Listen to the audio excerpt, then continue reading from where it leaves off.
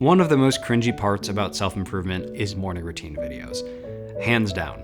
And this is sort of one of them, but I want to approach this totally differently. Most of these videos are one of two extremes. There's either the I wake up at 4 a.m., run 10 miles, go to the gym, bench 400 pounds, and take a cold shower before the sun even crawls out of bed because pain is weakness leaving the body. Or there's the other extreme of people making fun of morning routines, which is I snooze my alarm for an hour and then I scroll on TikTok to avoid the existential dread until 2 minutes before my first Zoom call. And then there's some in between that are, aesthetic morning routines and that type of thing.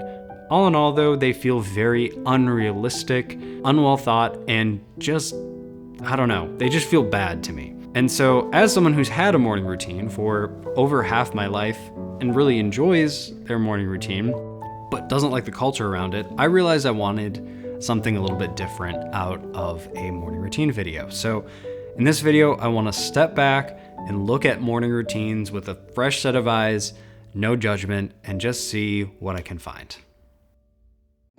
The first thing I discovered was that no one seems to say morning routines are a bad thing. I couldn't find any literature anywhere that actually reliably said, hey, morning routines, overrated, you probably shouldn't do them. Now, there are many different schools of thought on the purpose of morning routines.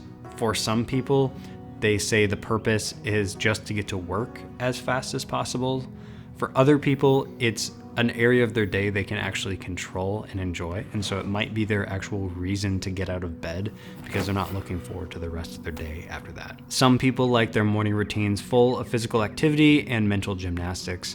And other people like their morning routines calm, peaceful, and serene. Most people that we tend to see as successful or the top people in any of their fields are people with morning routines. They're the people who've been able to sustain their quality and quantity of work over a long amount of time. So that says something for the longevity of morning routines. Generally, the first thing we do in a day sets the tempo for the rest of the day. So I notice, for example, if I start my day distracted, it's really hard to get back on track. But if I start my day with focus and intention, it's much easier to have a better day, right? You're starting on the right track. Morning routines aren't just for morning people. You don't have to wake up at 5 a.m. to start your morning routine. I'm currently researching for a video about sleep, and one of the most fascinating pieces of research I found was on chronotypes. So you know how we have morning people and night owls? Well, turns out that is actually genetic. It's not behavioral.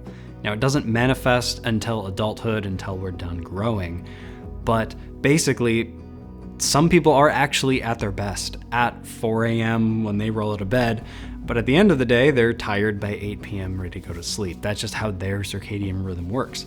Of course, then on the opposite side, some people prefer to wake up at 8 a.m. and go to bed at midnight or even later. So basically, your morning routine doesn't need to start at 4 a.m. or 5 a.m. Find a time that works well for your body and then fit your morning routine in.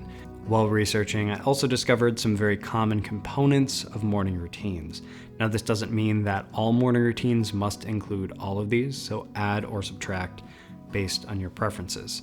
Some people prefer a morning routine solely based on science, Andrew Huberman, or some people prefer morning routines totally based on feel. Now, I'm not a scientist, but I personally believe, based on my personal experiences, that a balance between feel and science is probably right for most people. Here are some of those components. Number 1 is 7 to 9 hours of sleep per night. This, of course, will depend largely on how much sleep you need as a person. Second, this one might seem obvious, but don't snooze your alarm, just get out of bed right away, even if it's hard. Number 3 is exposure to light. So basically, getting some sunlight on your face, or if it's winter, maybe a sun lamp. Just getting some bright light in your face will let your body know, hey, it's morning, it's time to wake up. Number 4 is don't touch your phone right away. The inundation of information, news, and screens is often a really good way to get distracted before you start your day and set your day off on the wrong note. So leave your phone plugged in, put away. They say to delay caffeine for at least 90 minutes after you wake up. I'm not a caffeine person, so I don't quite understand, but apparently it helps offset the afternoon crash you might get from caffeine and allows your body to wake up naturally. Number 6 is move your body, get moving in some way, whatever you prefer. Number 7 was mindfulness. So this is paying attention on purpose. For some people, this is meditation. Others, it might be prayer. And still for others, this might be some sort of reflection. Just a few minutes of kind of centering yourself before you move into the activities of the day. Number 8 was reviewing your day, the things you have coming up, just so you know what's going on. It helps relieve anxiety too for all of the things that you have to do. Number 9 was eat or don't. Depends on the person. Some people prefer not to eat in the morning. Others really prefer to eat. I'm a person who really prefers to eat in the morning. And then number 10, out of your morning routine, tackle the most important task for the day first. Now, I don't know about you, but this feels like a ton of stuff to cram in before an already busy day.